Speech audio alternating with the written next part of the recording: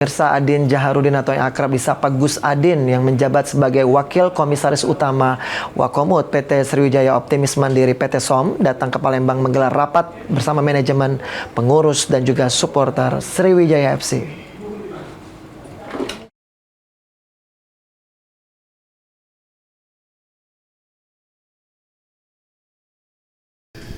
Mendekati masa persiapan ajang kompetisi Liga 2 musim 2025-2026, tim Sriwijaya FC mulai panaskan mesin.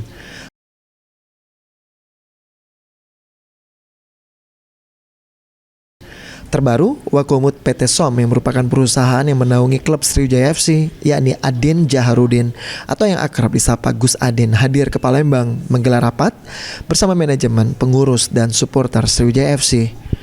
Setelah rapat, Gus Adin yang juga ketua GP Ansor mengajak seluruh tim mulai dari pengurus hingga supporter untuk dapat solid. Serta juga Gus Adin meminta kepada seluruh sponsor mulai dari pemerintah, swasta hingga pengusaha agar dapat bahu-membahu mendukung Sriwijaya FC. Kepada seluruh sponsor untuk bahu-membahu mengembalikan kejayaan SFC menjadi pemain di Liga 1 ke depannya.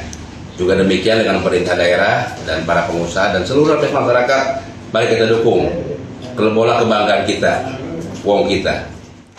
Hingga saat ini klub dengan julukan Laskar Wong Kito ini terus menyusun kekuatan dengan mencari pemain guna mengarungi kompetisi Liga 2 musim mendatang. Tim Liputan PAL TV.